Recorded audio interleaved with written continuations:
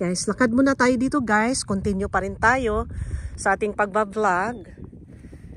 May nakita lang po akong halaman dito guys. Close up ko lang kasi napaka-unique niya. Hindi ko pa to siya nakita ng klaseng halaman. First time dito. Or baka nadaanan ko lang. Ibang klase siya guys, oh. Ang dahon niya. Alright. Okay, so again guys, ang laki ng mga bato-bato dito sa gilid. Tapos makita mo rin guys talaga, oh, ang tubig paakyat na. Ano na siya, oh.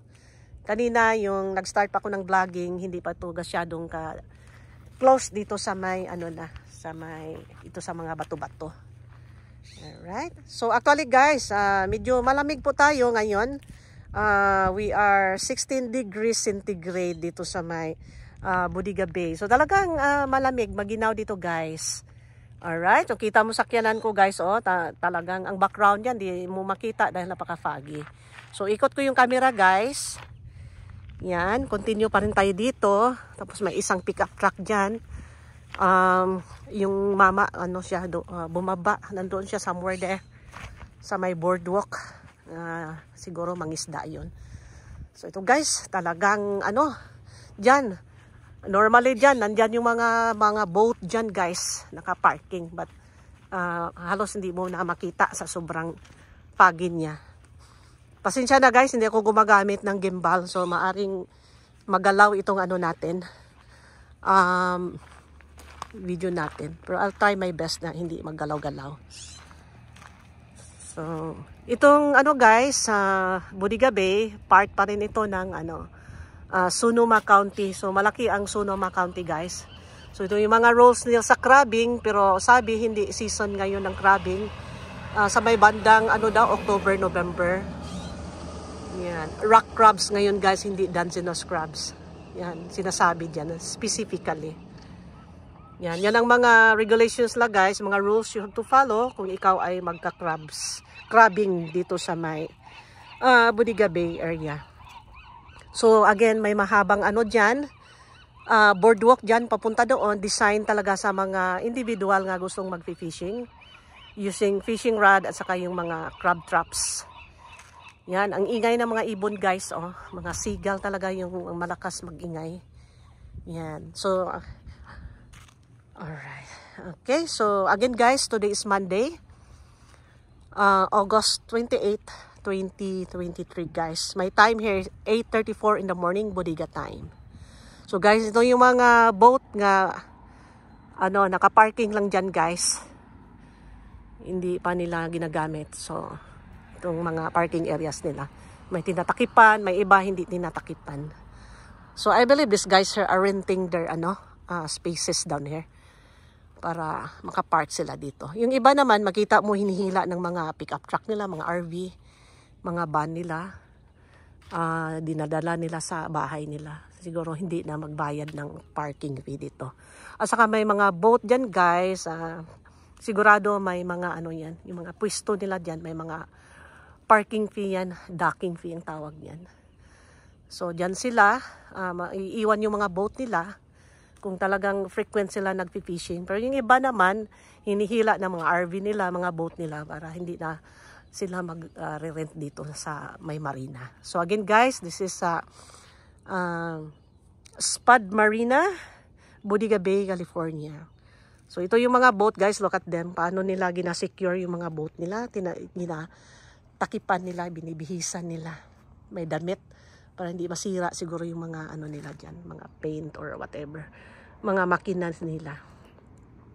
So ganun sila ka-secure, nag-cover ng mga boat. Ito naman mga mga crab traps man ito, fishing traps.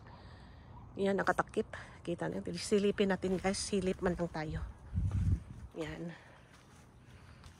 Yan, nakatakip. Yung mga hindi nagagamit na mga trap ng mga crab, siguro isda or baka ito sa mga Danzinos nga mga crabs nga ginagamit. At saka hindi naman kasi ngayon, hindi season dahil season ng winter. Ngayon din po ay season din ng salmon ngayon nga season, summer. So ganitong itsura nila guys, yung mga parking area, yung ginakip yung mga boat nila. Yan. Mga malaking mga boat ito, mga medium size. I think this is medium size, malaking. Kasi doon sa parking area, makita mo nga may designated places sila, may small, medium, large boats diyan. Siyempre, the bigger the boats, the bigger din yung orientan. Malaking occupy ng space. Yan. Okay. So, yan ang mga boat, guys. Oh, hindi mo makita halos. Dahil sa fog. So, foggy talaga dito, guys. Normally sa may Bodega Bay. Kasama na rin yung mga aquamarine. Nasa, na malapit sa ocean, Ma-remember ko ang San Diego, guys. This is how it looks to aquamarine. Yan. Kasi I worked in San Diego before. Grabe din ang mga fog dyan sa umaga, guys. Mag-report ako ng umaga sa may San Diego Medical Center, Kaiser. Diyan ako nagtatrabaho before bilang isang traveling nurse ng hemodialysis. That was quite a long time ago. Yan. So, napaka-foggy talaga. Look at this. Close up natin konti kung we can. Yan. More. Yan. Yan ang mga parkingan ng mga boats, guys. Yan ang marina. Yan. So, napaka-foggy talaga. Ang entrance nila dito banda, guys. Yan sila. May gate dyan at saka nakalock yan. May special password para makapasok ka dyan. There we go. So, secured talaga yung mga boat nila dyan. Yan. Tapos, ang boardwalk doon, guys, yung mga taong mangisda, doon sila pumupunta. Naglalakad sila dyan. Dito yung entrance, malapit doon sa may parking area doon sa public. Yung area nga pinaparkingan ko. Yan. Okay, balik natin sa wide, guys. Yan. Okay. So, balik tayo doon, guys. Again, wala pa ako nakitang nagpi-fishing. Isang tao lang dyan naka-parking, naka-pick up truck. I'm not sure kung nagpi-fishing rin o naglakad, but I doubt nagpi-fishing. Kasi parang may bit-bit siyang Kaya lang, hindi ko masyadong ma-clear yung niya kasi parang ghostly ang dating niya kanina dahil mas makapal kanina yung fog. Kanina yung naglakad siya dyan. Saka ako naman doon malayo. Yan. Malalaki yung mga makina ng mga boat na. Hindi na natin makita kung anong mga brand niyan. Pero kadalasan nakita ko parang Honda Ano ito? So parang may lumabas May nakakamera ito. Makita tayo. Yan. Iba nakikita ko Honda. Tapos yung iba Yamaha. Yung mga dumadaan. Yung mga boat. Ito naman dalawang propeller siya Hindi na nila tinatanggal yung makina nila. Iniwan na lang nila dyan. Yan. Kasi may camera naman ito, guys And then si Lolo, bumalik na si Lolo. Yan. It's really a beautiful morning. Kahit pagi tayo, but it's really beautiful. Good morning! May mga puno ng kahoy. So may mga shaded areas talaga kapag mag-parking ka dito. And yan, gusto mong umupo dyan, tapos public area nga parking dyan. Yan. So, ang ingay talaga ng guys, seagull. Sila normally yung mga maingay talaga dito sa dagat. Yan. Ang tubig, guys, talagang umakyat na talaga yung tubig, Okay, so continue pa rin tayo, guys. Nahulog lang yung susi ko. Okay.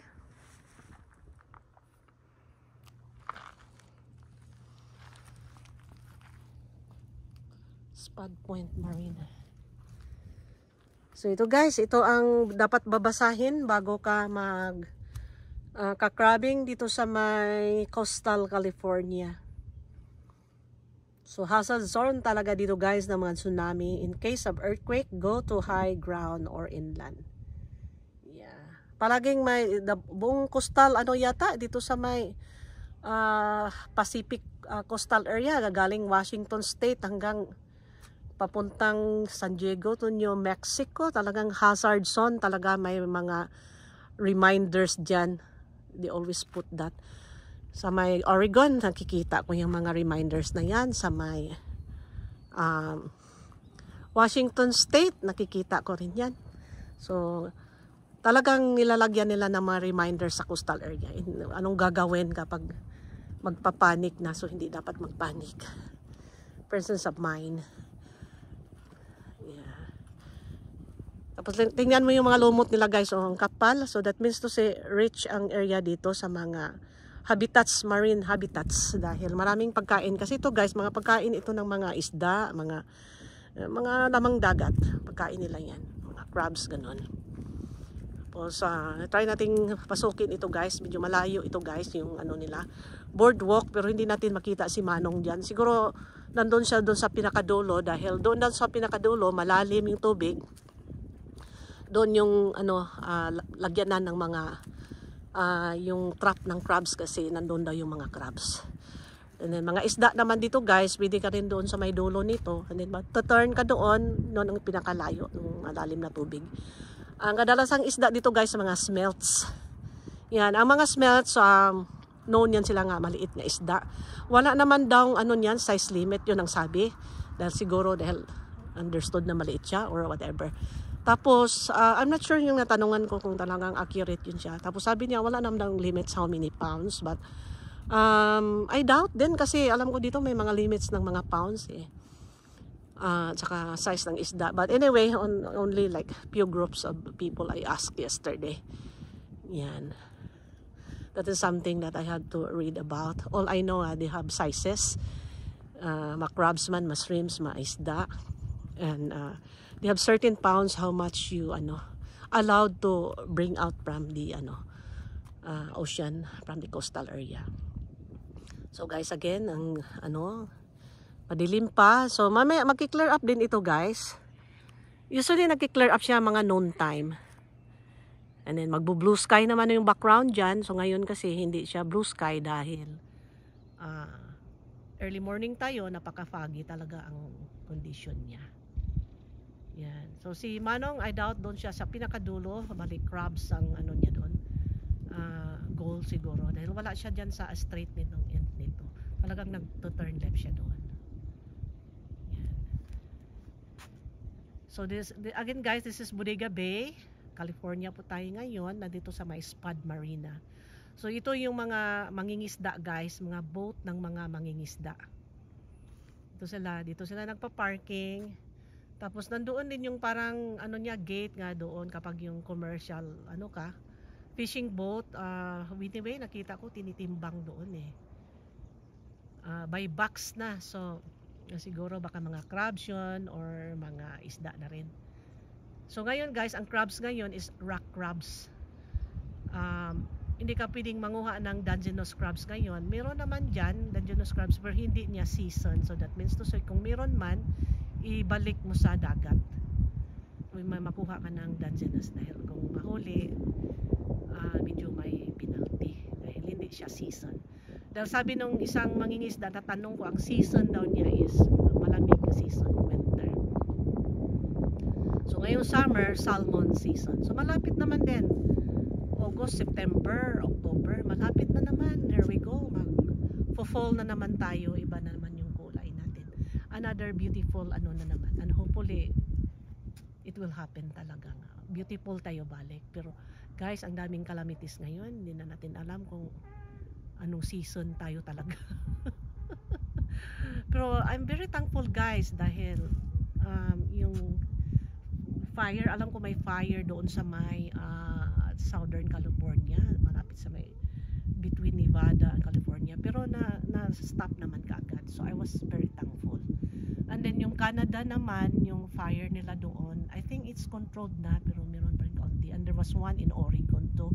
So medyo mausok talaga yung area doon. Kaya hindi muna ako pumupunta doon hanggang yung ma-clear up na, kasi mahirap, may tayo, asthma tayo, tapos pupunta tayo sa mga area nga masama yung usok. So kaya if you see, nag-stay put muna ako sa California ngayon kasi California, beautiful ang California naman din eh. So dito ako nag-ikot-ikot. So kita mo guys, nandoon ako naka-parking guys. Yan, mag-isa lang ko dyan sa parking lot. May dumating na guys, naging dalawa na rin dito sa right side. Yeah. So today is Monday, so I don't know kung ano dadami yan mamaya or whatever kasi siyempre start ng trabaho. And ma-feel ko na guys ang sun medyo lumiwanag na dito. And then more or less makiklear na rin. Kasi kanina halos ito hindi mo makikita yan. Yung mga sakyan na yan. Mga boat I mean. Ngayon medyo na siya. Lumiwanag na. So sinishare ko lang po sa inyo guys how it looks like here sa Bodega Bay. Ipalagay na lang natin after the full moon kasi kagabi full moon. Sa kasabi ng friend ko na RB Air nga madalas siya dito nagbababad. Sabi niya wait until after the full moon dahil wide ang low tide at saka maraming coastal foraging at saka that happens daw talaga guys kapag after the full moon. So may point siya doon nga tama kasi wide ang low tide niya kanina Ngayon medyo paakyat na kasi paaraw na dahil nandyan na yung mag-high tide na naman. So high tide during daytime, so gabi ang low tide nito hanggang madaling araw. Yan kasi maaga ako dito guys 6 o'clock nandito na ako Yan.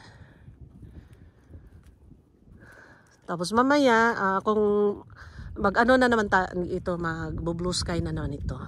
Kung makita nyo guys sa mga previous vlog ko, nagbo-blue sky ito yung ang environment dito.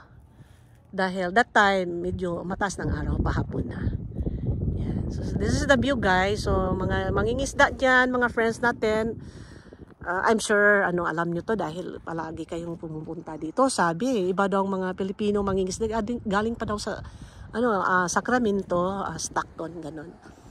Yan. Pumupunta sila dito mangisda. Sacramento guys, maraming tubig din diyan guys. Marami silang mga dam diyan dahil matubig yung Sacramento. So fishing nila doon guys, very clear water sila. Ito naman yung fishing na to, salt water. So I think iba ang license mo fishing in salt water and fishing in clear water, spring water. I think iba.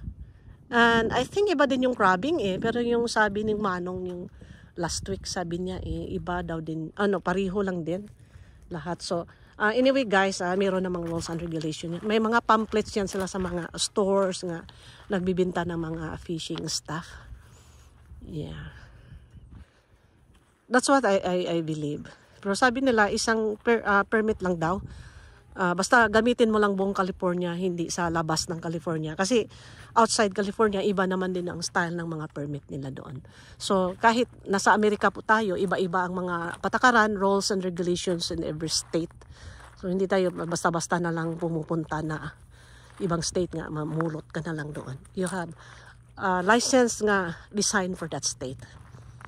Tulad yung California, yung license mo to fish, hanggang California ka lang din. Yan. Kung punta ka sa ibang state, then you have to get license fishing in other states. Saka yung sa mga lakes, mga mga klaseng tubig, mga clear water, spring water, or whatever. Basta hindi siya yung salt water, ng ocean water. Iba din ang permit niyan. That's what I think, that's what I believe. Yung kumuha ko ng permit noon. Yan. So magdoble ka pala ng permit niyan guys kung gusto mong mag-isda sa mga non-salt water, non-ocean water. So doble. Yan. Yan. Nagtawag na sa akin si Mikey. Alright guys, so I hope you enjoy our vlog today. Pinapakita ko lang how it looks like here in Bodega Bay early in the morning after the full moon. Yung low tide nila. So, ganito tsura niya guys. Ganito siya ka-foggy. Yan. And Bodega Bay is a beautiful place to hang out talaga guys. Pupunta kayo dito. Maraming mga restaurant, mga seafood. And maraming mga parking areas guys. I don't think it's a problem down here. Ang parking areas. Kung mapuno man, meron pa rin, in some areas, but I don't think it's you end up like in a crowded parking lot and you don't wanna come up. No, visit Bodega Bay and you will know nga maganda pala siya. At saka maganda mag-camping dito guys, sa may Bodega Bay. Alright, okay. Thank you guys for watching my vlog today. Ano yun, parang nag-aawa yung ibon. Ang laki ng boses niya, siguro heron yun or ano, hindi tunog ng sigal. Okay guys, so again, thank you very much for watching my vlog today. And see you again on my next vlog. Alright, bye-bye you.